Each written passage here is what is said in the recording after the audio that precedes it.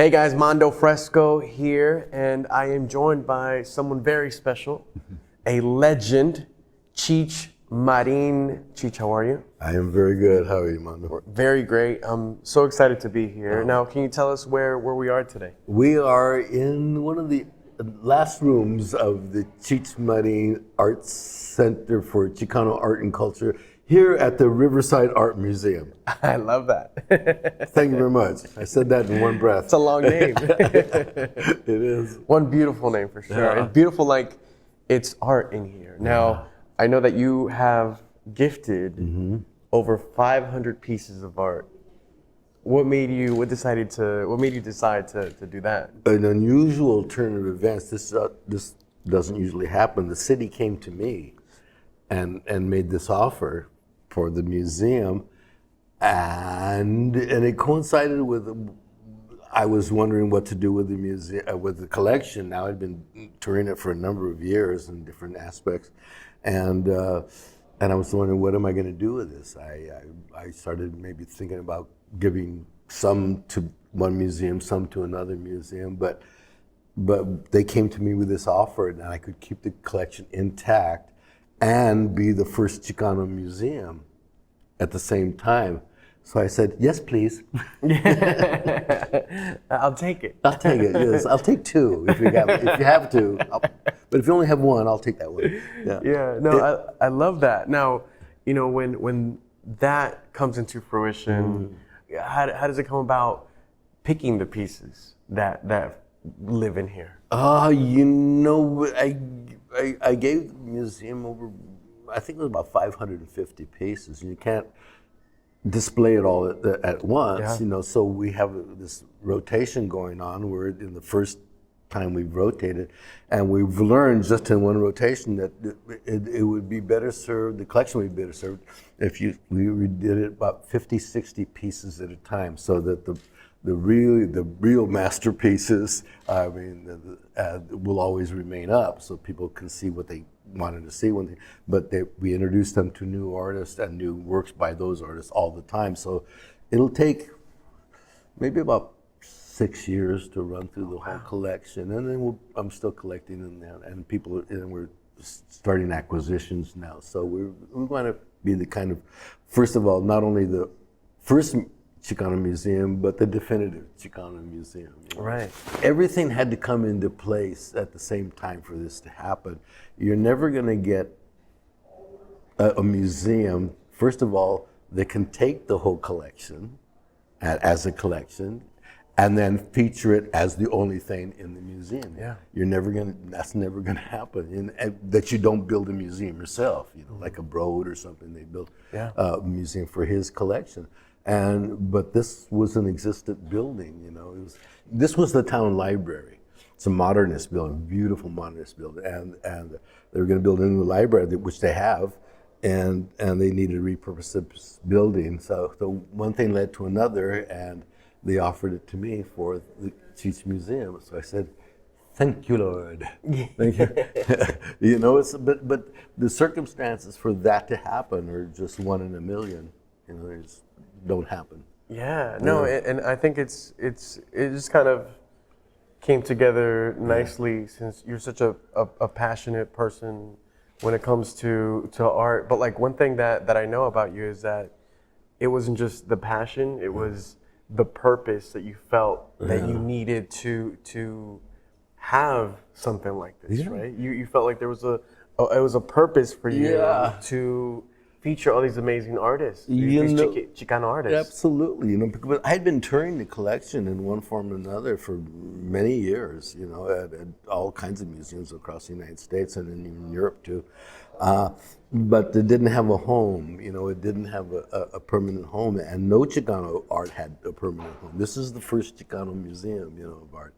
And so it was like, and you have to recognize what the opportunity is when it's presented to you, you know, like, okay, you know, and you have to make a decision because they'll move on to something else. They have to repurpose the building. So it was a giant opportunity and also a really big ask at the same time, you know. So okay, this is going to turn out really well, I think. Yeah, and it has. That's amazing. I love that. Now, obviously, I know you're a big collector. Mm-hmm. Do you paint as well? No, I suck at that. I mean, I do other art. You know, I mean, I was a professional potter for many years, and I have that craft in me. But as far as graphic art, and Zippo, you know. But I appreciate it, you know. So yeah. How so? Over 40 years of collecting art? Yeah, at least, yeah. I started collecting in mid-'80s. Yeah, so that's over 40 years, close to 50. Yeah. I'm not even 40 yet, you know. So. You know, I was gonna say I was maybe 39. Or in the like womb, I was collecting, imagining paintings. Yeah. No, I was always attracted to art, and I started learning about art at a very young age, like around 10. Had a group of cousins that we were real academic kids, and we assigned each other topics to learn about to bring back to the group. There was 4 of us, and I got assigned art. Yeah. Okay. Because we didn't have Google back then. No, right? you didn't have nothing. You barely had Chicanos. No, it was an interesting. The group that I was in, my one cousin Louis, he was just this brilliant genius. He got his scholarship to grade school. Really good scholarship. Grade school, high school, college, bunch of colleges. He was a state scholar, and so he was the main leading focus. But another cousin in the group, Regine Castro, he became the first. He received the first doctorate in Chicano studies from Harvard University. And there was me and him and Louie and Lolly. She became a nun, was one of the big ones in her order. And so it was a tight, I was a little kid in the group, you know, running a little puppy trying to catch up with everybody, man, you know. It's like, okay, I can do this too, you know. And so, but I learned about art from about that age. I go to the museums and take out all the art books, and go to the library and take out all the art books. And it never dawned on me till one day walking all around the museum and everything had been hung, and I said, "Oh, this is the library. This is where I started to learn about art." You know, wow, I guess it's meant to be. One thing I notice is you have people that come in that are fans of art, Yeah. and the people that walk in start having conversations with you about art. Yeah. And, you know, I would think that, you know, and which I'm sure does happen as well, is, you know, they talk to you about your films and your shows and everything that you've done in your career. But just to be in the space and have conversations about art, what does that mean to you? It's amazing, you know, it's just amazing that they will engage. I mean, basically they don't talk about other work, my other work. They just, when they get in here, it's all about the art, you know. They were fans of everything I've done, or maybe not, but they should be. They should be. They should Yes. be, if they know have any common sense whatsoever. You know, no, but no, it is about an art experience in this, and then you're getting in these rooms that. I mean, this represents a really concentrated effort about one degree of art that had not been recognized in a bigger way, you know. So we're part of that process, you know? Yeah. And people realize that they haven't seen this before, you know, because you go to a lot of museums and they look like every other museum, you know, and they all collect the same kind of art, and you know, okay, that's good, but this is unique. What's your goal with Cheech Marin's art exhibit? To have a string of Cheeches across the country. Like McDonald's. Yeah, and one in every corner. Yeah, exactly. It's open 24 hours. No, just to keep it going, because it is not simply an art museum, it's a cultural center, and we have a lot of aspects to culture. Our next aspect that we're going to develop is the film department. We're going to have a big film department here that Robert Rodriguez is coming down to inaugurate the programs. We're just in the midst of finalizing that, and he will. Robert has this program called How to Make a Film with $7,000, which he made his first film for when he was a student at the University of Texas, And he got invited by the Cannes Film Festival, the director's fortnight, to present this program that he had. And basically, the program teaches you how to do every job in the filmmaking process, not just the director, the writer, the cinematographer, but the caterer, the best boy. You know, Wow. these are all aspects of making a successful film. So he's going to initiate that program here. And it'll hopefully go on, and hopefully it'll develop into a film festival here that we will present every year.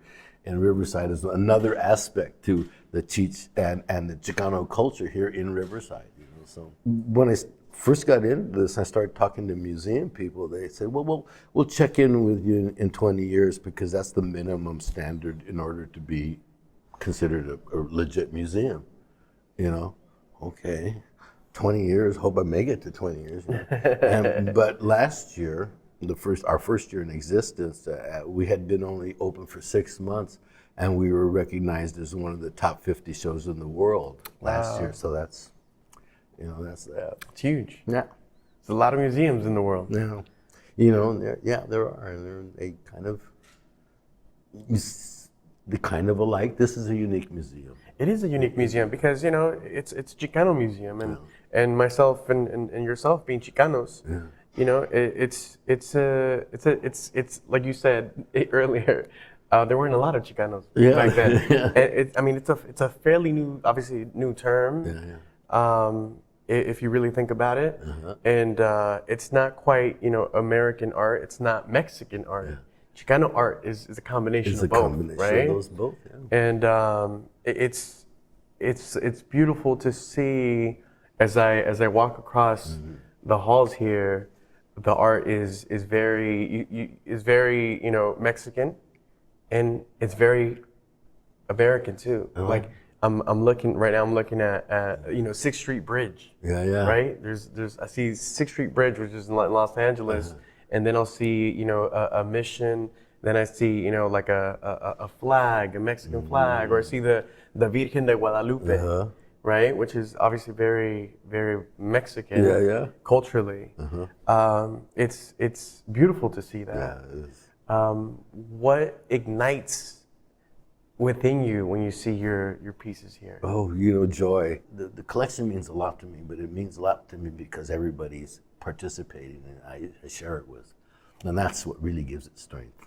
Yeah. Would you say this is a big part of your legacy? Yeah, I would think so, you know, because first of all, when they said, what do we call this place? And I got that in there. How about the Cheech? That'd be good, you know. They have the Broad, you know. We could have the Cheech. And oh yeah, that's everybody got caught up. Yeah, that's because too late to change now.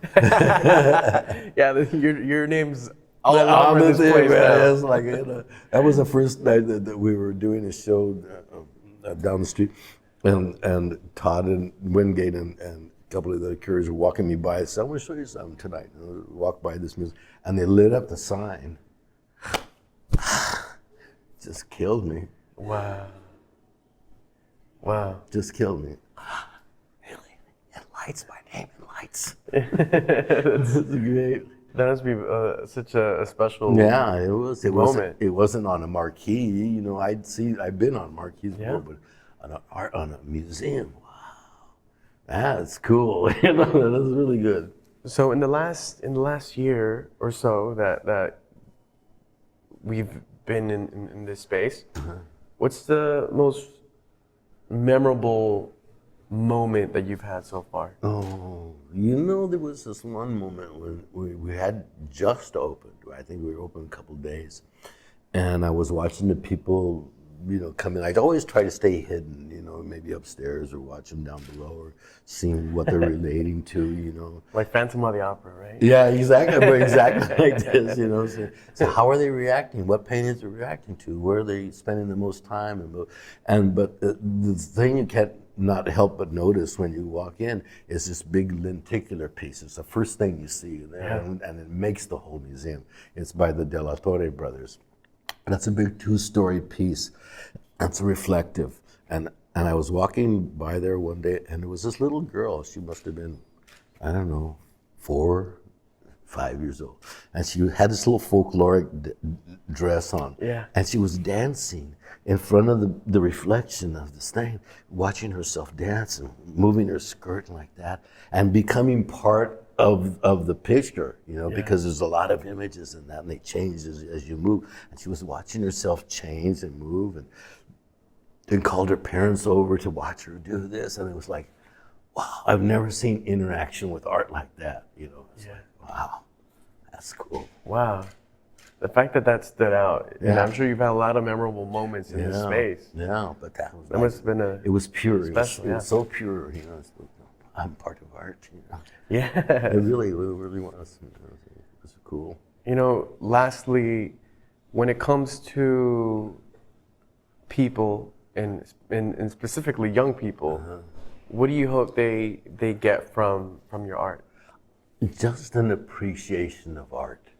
Just appreciation of what it does and how it can move you and how maybe they could be an artist. That's kind of, because I know it was some kind of artist. I didn't know what kind of artist. I never had a medium. So when I found show business and all that, no, that's my medium. But I knew some kind of art was my medium, some kind of graphic art or plastic art. Or, I was a professional potter for a number of years, and I really loved it. I thought that was going to be my life, and then back into show business. But this is being part of the art community and experience. It's unique. I was just telling my team that I wanted to become, and on the way here, on the drive here, I was telling them that I wanted to become a cartoonist when I was second. That was the very first idea of what my career could have been, or I wanted it to be, was in the second grade, 7 years old, and I would tell everyone that I was going to be a cartoonist. Really? I was going to get into animation because I love to paint. I love to art. Do you still do art? I don't practice it as much as I did. I used to love drawing cartoons and just look at the TV, pause it, pause like The Lion King or something. And I just start looking at The Lion King on the TV and just start sketching. And it was so good. Great? Isn't that a great feeling? I mean, that's really... But from there came other art, right? Like I fell in love with music and then fell in love with film and television. And I feel like there's something special about art, like the one that we have behind us. It's the first thing you do. It's the first thing that anybody does. It's going to be some kind of artist. You see the guy during geometry class intently doing something. It ain't geometry. You're trying some naked girl, man, on the hood of a trunk or something, of a car. But that's where it starts because it is the most accessible. Everybody has pencils and papers, and that's where you start. That's the first thing it gets out of you, because it's coming out of you. It's not coming into you. It's coming out of you at that point. Then you grab that pencil and away you go. Yeah, no, it's definitely special, and this place is very special. Well, thank you very much. As you are as well. Thank you very much. Thank you so much, Mondo. My pleasure, man.